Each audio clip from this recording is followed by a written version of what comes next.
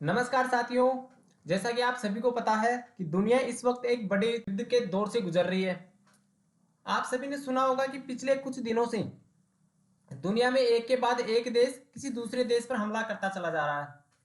जैसे मान लो शुरुआत में जो रूस यूक्रेन का युद्ध शुरू हुआ था, उसके बाद फिर से जो इसराइल और हमास था उसका युद्ध शुरू हो गया और इन दोनों का युद्ध चल रहा था कि इसी बीच अब इन दोनों के युद्ध में ईरान की एंट्री होने वाली है। आखिर ईरान की एंट्री क्यों होने वाली है और ईरान जो अब इसराइल पर बड़ा हमला करने वाला है तो यह हमला क्यों करेगा, इसके बारे में हम आगे चर्चा करेंगे कि ईरान आखिर इसराइल के ऊपर हमला क्यों कर रहा है और ये इसराइल है तो इसराइल की हमले से बचने की क्या तैयारियां हैं। अगर ईरान इसराइल पर बड़ा हमला करता है तो दुनिया में एक बहुत बड़ा संघर्ष का दौर शुरू हो जाएगा।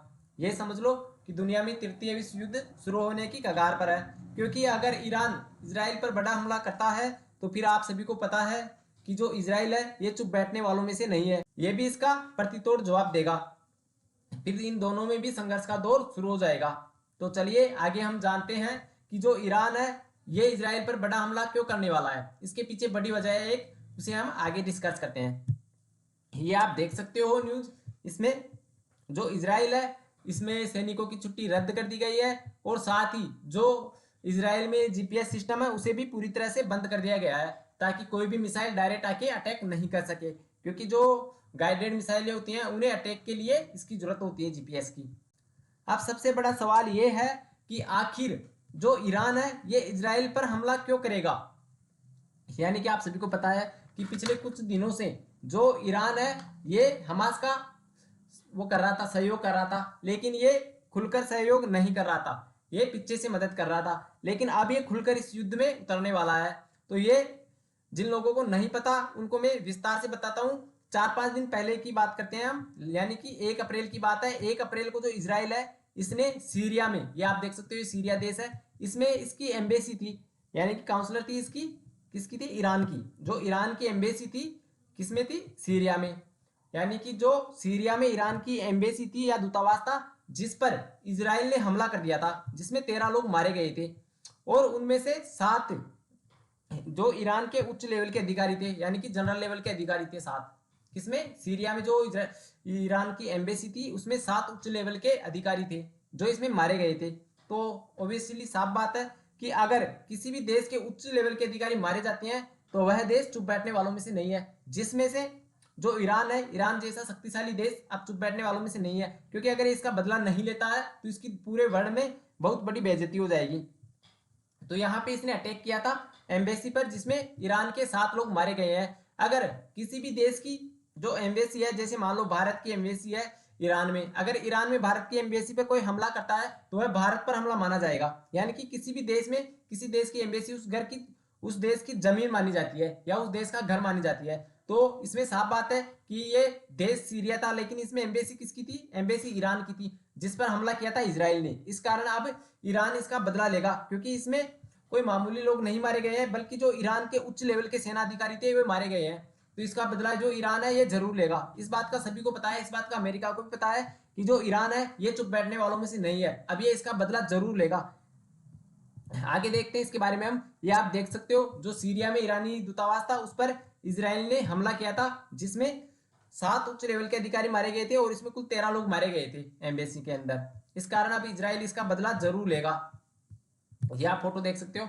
अब इसके बीच एक खबर यह निकल कर आती है कि जो ईरान है इसने अमेरिका को चेतावनी दी है, यानी कि ईरान ने अमेरिका को चेतावनी दी है कि वह इस युद्ध से दूर रहे। अब आप लोगों के दिमाग में ये क्वेश्चन चल रहा होगा, युद्ध होने वाला है इसराइल और ईरान के बीच, और इसी बीच ईरान अमेरिका को चुनौती क्यों दे रहा है, यानी कि अमेरिका को चेतावनी क्यों दे रहा है। युद्ध तो इसराइल और ईरान के बीच है, अब ये ईरान अमेरिका को क्यों चेतावनी दे रहा है, इसने तो कुछ किया भी नहीं। लेकिन जो ईरान है यह अमेरिका को इसलिए चेतावनी दे रहा है क्योंकि आप सभी को पता है कि जो अमेरिका है इसका इसराइल छोटे भाई की तरह है, क्योंकि जो इसराइल है इसके सब फुल सपोर्ट में उतरता है अमेरिका। जब भी अगर इसराइल किसी देश पर हमला करता है तो इसराइल के फुल सपोर्ट में उतर जाता है आकर अमेरिका। लेकिन इस बार ईरान को अच्छे से पता था कि अमेरिका इसके सपोर्ट में जरूर आता है, इसलिए इसने इसराइल से पहले अमेरिका को चुनौती दी है कि आप इस युद्ध में बीच में मत आना, वरना आपको भी भारी नुकसान का सामना करना पड़ सकता है। ये जो चुनौती दी है ये ईरान के deputy chief of staff Mohammad Jamshidi ने सोशल मीडिया पे एक पोस्ट के जरिए दी है। अब इस चुनौती के सामने आने के बाद अमेरिका भी पूरी तरह से बौखलाया हुआ है, उसने भी अलर्ट जारी कर दिया है। ये आप देख सकते हो, ये एक न्यूज है, इसमें आप साफ देख सकते हो इजराइल और हमास की जंग के बीच अमेरिका ने ईरान को लेकर अलर्ट जारी किया है। यानी कि जो अमेरिका है इसने ईरान को लेकर एक अलर्ट जारी कर दिया है कि जो अमेरिकी अधिकारी हैं इनका मानना है कि सीरिया में एम्बेसी अटैक के बाद जवाबी कार्रवाई जो ईरान है यह जवाबी कार्रवाई कर सकता है। एम्बेसी अटैक में उसके टॉप कमांडर की मौत हो गई थी, यानी कि जो सीरिया में ईरानी एम्बेसी पर अटैक हुआ था उसमें जो ईरान का टॉप कमांडर था उसकी भी एक मृत्यु हो गई थी। इस कारण अब यूएस इंटेलिजेंसों का मानना है कि रमजान खत्म होने से पहले मिडिल ईस्ट में इजरायली या अमेरिकी ठिकानों पर ईरान निशाना बना सकता है। यानी कि जो मिडिल ईस्ट है इसमें जो ईरान है यह या तो अमेरिकी ठिकानों को निशाना बना सकता है या इजरायली ठिकानों को, लेकिन इसमें साफ है कि जो ईरान है यह पहले इजरायली ठिकानों को निशाना बनाएगा, वह डायरेक्ट अमेरिका पर हमला नहीं कर सकता है। वह अमेरिकी ठिकानों पर तब हमला करेगा जब अगर अमेरिका इजराइल के सपोर्ट में उतरता है तो फिर वह अमेरिकी ठिकानों पर निशाना बना सकता है। इसीलिए अमेरिका भी इस वक्त चिंता में है।